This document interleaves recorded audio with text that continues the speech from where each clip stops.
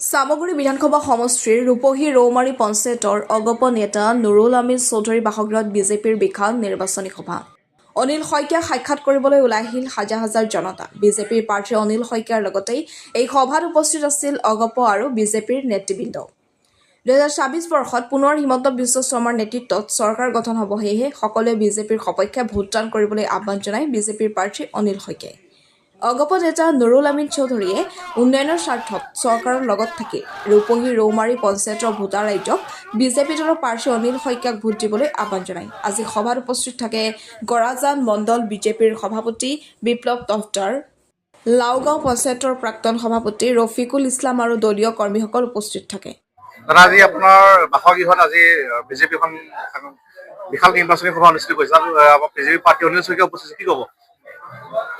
ভাল লাগিছে, ৰাইজ হিন্দল ভাগি ওলাই আহিছে, ৰাইজে বিচাৰিছে উন্নয়ন।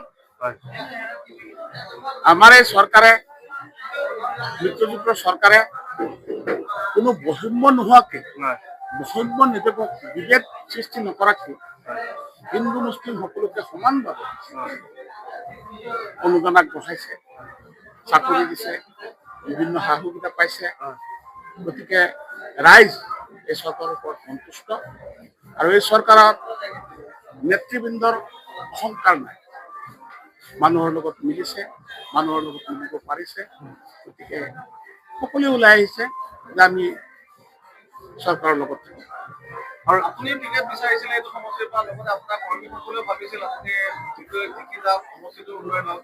এতিয়া আপুনি সম্পূৰ্ণভাৱে এতিয়া বেলেগে টিকেট পোৱাৰ লগে লগে আপুনি সম্পূৰ্ণভাৱে লাগিছেনে? নহয়, কথাটো হৈছে চাওক, মইতো মিত্ৰ দলৰ হৈ টিকেট বিচাৰিছিলো। অসম গণ পৰিষদ মিত্ৰ দলৰ অংশীদাৰ হয়, অসম গণ পৰিষদৰ পৰা টিকেট বিচাৰিছিলো। মই প্ৰাৰ্থিত্ব পোৱা নাই, আমাৰ মিত্ৰ দলৰে প্ৰাৰ্থিত্ব পাইছে, বিজেপি দলৰ ভাৰতীয় জনতা পাৰ্টীৰ প্ৰাৰ্থিত্ব পাইছে। গতিকে ইয়াত কোনো ভেদ ভাৱ নাই। আমি অসম গণ পৰিষদ আৰু ভাৰতীয় জনতা পাৰ্টী আমি একে মঞ্চতে বহিছো আৰু একে মঞ্চতে আছো, একেলগে চৰকাৰত আছো।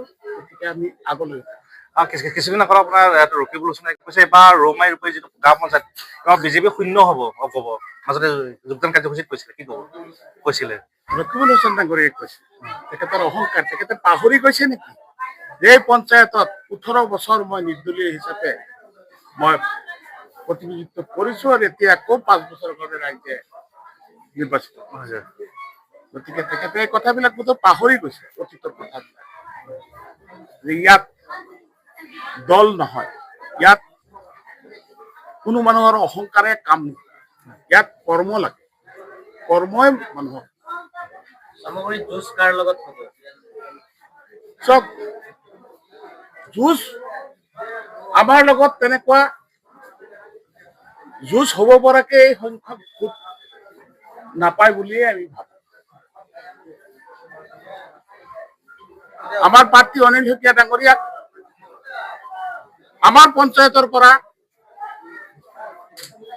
8,200 ভোটৰ ভিতৰত 7,000 ভোট কাষ্ট হ'ব আৰু 6,000 ভোট আমি তেখেতক দিম বুলি আমি লক্ষ্য স্থিৰ কৰি আগবাঢ়িছো। ইয়াত যুঁজ হোৱাৰ প্ৰশ্নই নাহে। চব কংগ্ৰেছ যেতিয়ালৈকে আছে তেতিয়ালৈকে তেওঁলোকে পৰিয়াল কেন্দ্ৰিক ৰাজনীতি চলাই থাকিব, কিন্তু চামগুৰিৰ মানুহ শিক্ষিত মানুহ, চামগুৰিৰ মানুহ উন্নয়ন বিচাৰে, চামগুৰিৰ বিধায়কজন এনেকুৱা এজন বিধায়ক বিচাৰে যিজন বিধায়কে বিধানসভাৰ ভিতৰে বাহিৰে আমাৰ মান সন্মান ৰাখি কথা ক'ব। গতিকে পৰিয়ালৰ কোনোবা কাৰোবাৰ পুত্ৰ কাৰোবাৰ নাতি হল বুলি এজন লেবা পেপা কেঁচুৱা বাচ্চা ল'ৰা ৰজাক ভোট দি চামগুৰি মানুহ। ধন্যবাদ। নগাঁৱৰ পৰা প্ৰাঞ্জল নাথৰ ৰিপৰ্ট, এন এক্সপ্ৰেছ।